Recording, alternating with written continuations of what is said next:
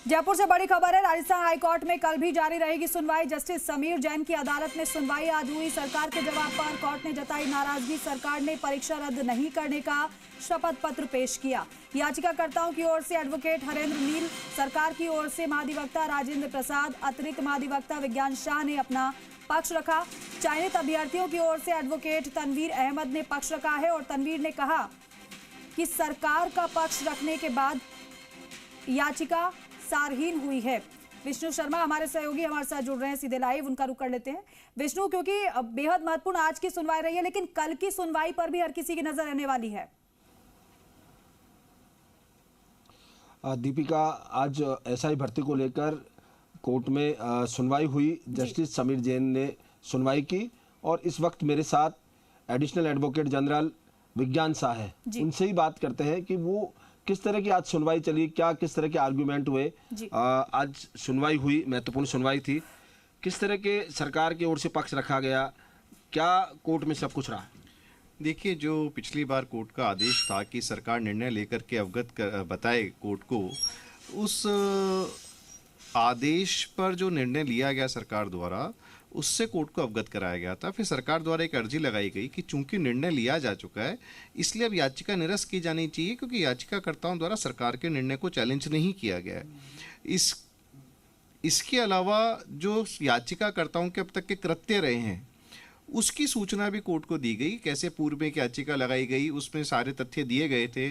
लिखित परीक्षा को भंग करने की मांग की गई थी। उसके बाद में याचिका विड्रॉ करके इंटरव्यू में अपीयर हुए, मेरिट नंबर आया और सारी नियुक्तियां हो जाने का वेट करने के बाद पुनः ये याचिका लगाई गई, जिसमें ये सारे तथ्य पूर्व की याचिकाओं के और पार्टिसिपेशन के सब छिपा लिए गए।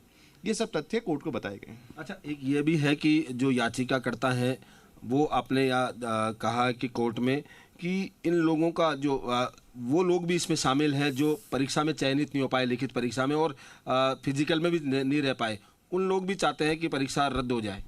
देखिए, ये याचिकाकर्ताओं का जो अगर ग्रुप देखें तो उसमें 3 तरह के लोग हैं। कुछ लोग वो थे जिन्होंने पूर्व में याचिका लगाई, उसको विड्रॉ किया, फिर इंटरव्यू तक गए, मेरिट नंबर आया और वापस याचिका लगा दी और सारे तथ्य छिपा लिए।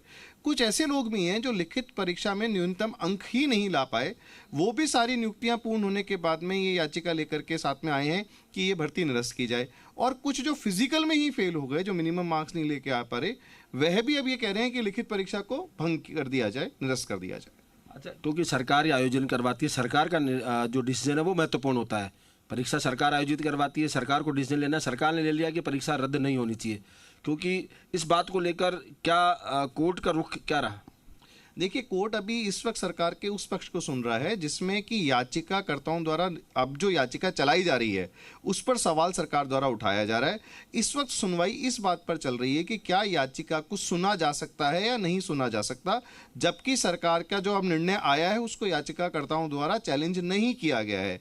इसके बाद जहां तक मेरिट की बात है तो वो मेरिट की बात बाद में होगी, जिसमें सरकार पहले भी अपनी बात कह चुकी है कि सारी परिस्थितियों के मद्देनजर इस वक्त एसआई भर्ती को भंग करने का कोई कारण बनता नहीं है।